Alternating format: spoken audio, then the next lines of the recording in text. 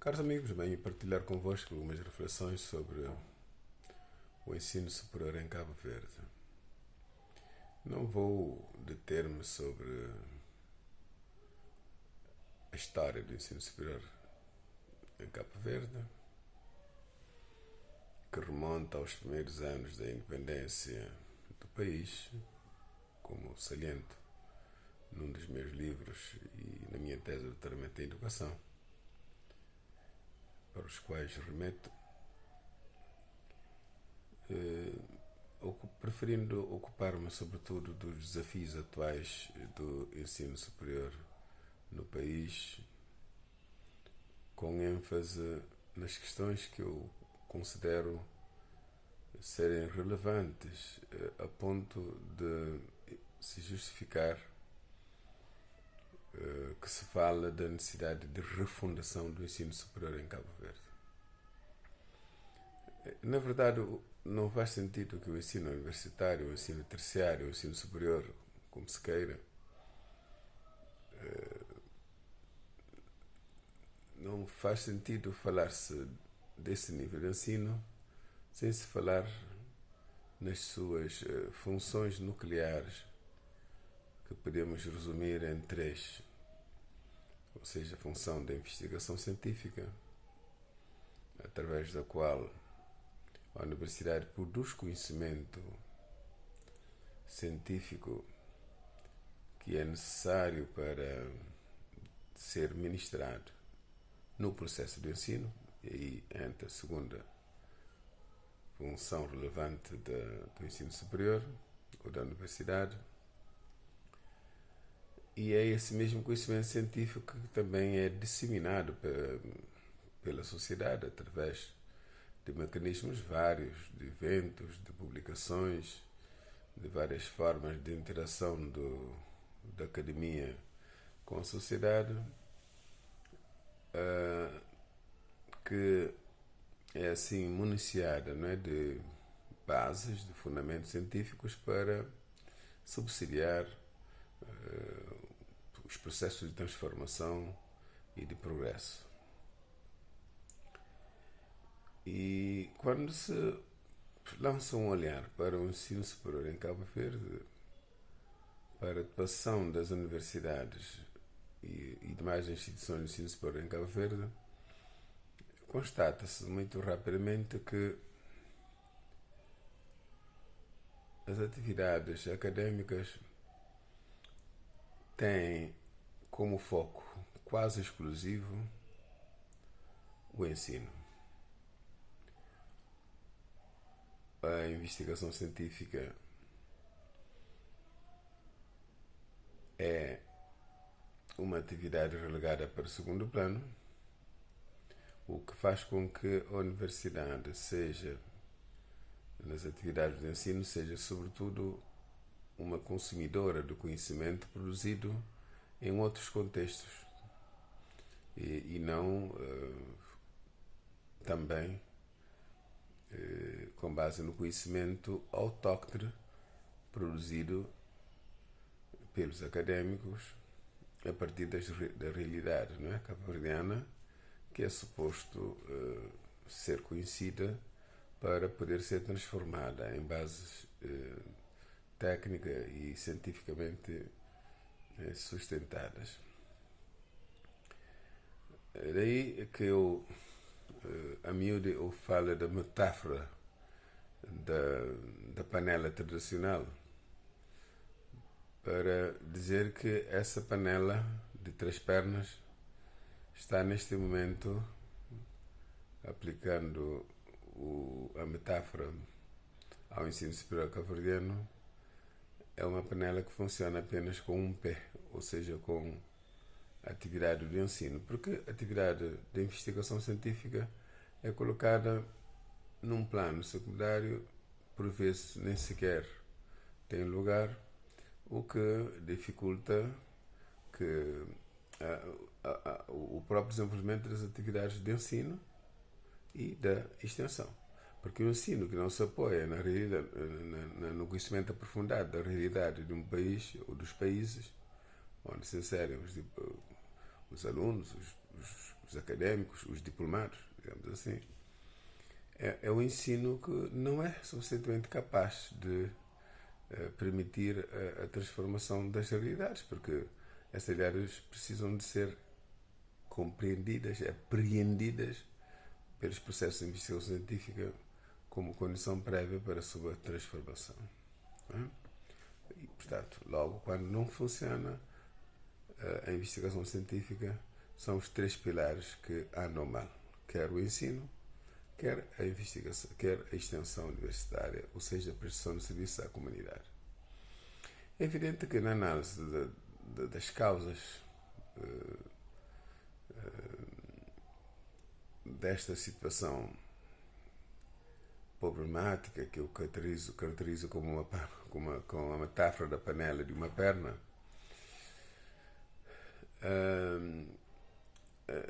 digamos, as causas não podem ser, as responsabilidades não podem ser sacadas unicamente às instituições de ensino superior, se bem que elas possam e devam fazer muito mais, mesmo com casos discursos. Analisando os orçamentos do Estado, constata-se que cada vez menos dotação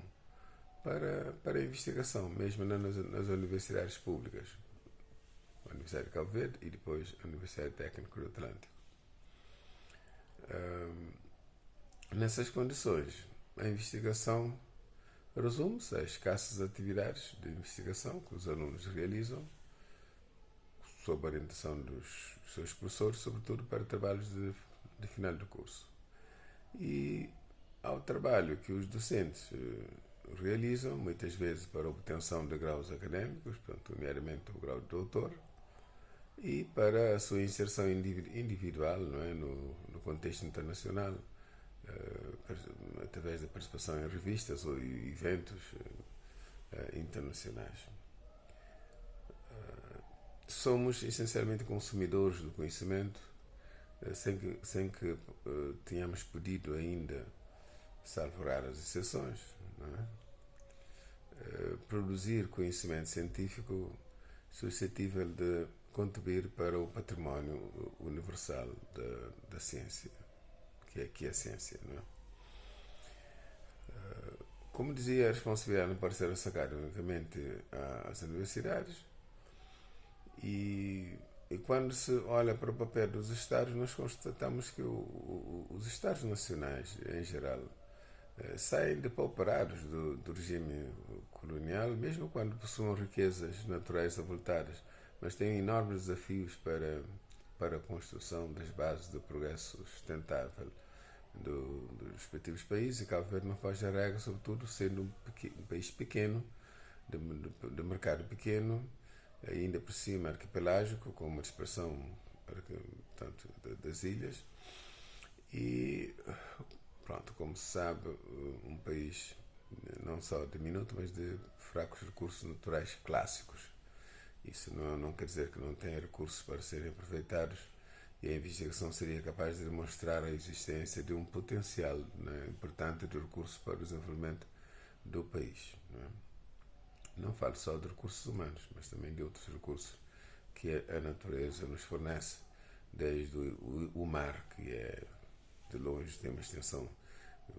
de longe muito maior que a superfície terrestre do Cabo Verde, passando para os nossos vales, os nossos litorais, enfim, as diversas zonas úmidas e não só, mesmo as zonas áridas que são passíveis de serem utilizadas para culturas adequadas ou para a criação de gado. Enfim, nós, em termos de desenvolvimento, digamos, endógeno, nós temos ainda muito que fazer, e a investigação poderia evidenciar as possibilidades de construção de riqueza neste pequeno país de 500 mil de habitantes, em todas as ilhas do país. Cabo Verde não é tão pobre como aparentemente aparece. É necessário que, como dizia Mirka Cabral, fazer das fraquezas força e aproveitar aquilo que temos para para transformá-lo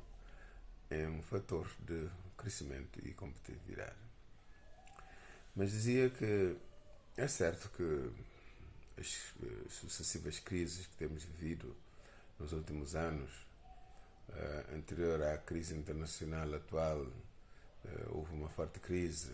que também internacional, que começou por ter sua origem nos Estados Unidos e rapidamente se expandiu pelo mundo fora. Portanto, estou a falar da crise aí dos anos da década anterior. E ultimamente, nos últimos anos, temos enfrentado essa tripla crise de que se tem falado, desde a crise da Covid-19, passando pela crise causada pela guerra na Ucrânia, com repercussões internacionais, e no caso endógeno, no caso cabo-verdiano, a crise da seca, que também tem dificultado enormemente o país, reduzindo drasticamente a produção nacional, que de per si não tem sido muito grande para digamos, sustentar o desenvolvimento do país. Daí que sejamos um país, sobretudo, de importação mais do que de exportação, porque produzimos muito pouco para satisfazer o insuficiente. Produzimos muito pouco e sobretudo, em domínios, em artigos que não são, não cobrem todas as necessidades do nosso cabaz de compras. Resumindo, a crise tem afetado isso, mas já muitos têm referido que é nos momentos de crise que se conhecem os grandes líderes, e é nos momentos de crise que se procuram e se esboçam as grandes medidas, as grandes soluções, não é? E essas soluções têm que passar necessariamente por uma abordagem aprofundada da realidade, o estudo do nosso potencial de competição, de competitividade externa, internacional, não é? E isso precisa ser feito. O contexto de crise não impede isso, pelo contrário, deve levar-nos a que façamos esse exercício de aprimoramento da nossa capacidade de investigar a nossa realidade e de a transformar para podermos ser competitivos no mercado que pode ser alargado. Temos o espaço de cereal e da região africana e da CPLP, enfim, as trocas internacionais são possíveis, mas temos que fazer o trabalho de casa e não se pode fazer esse trabalho, esse exercício, não é, de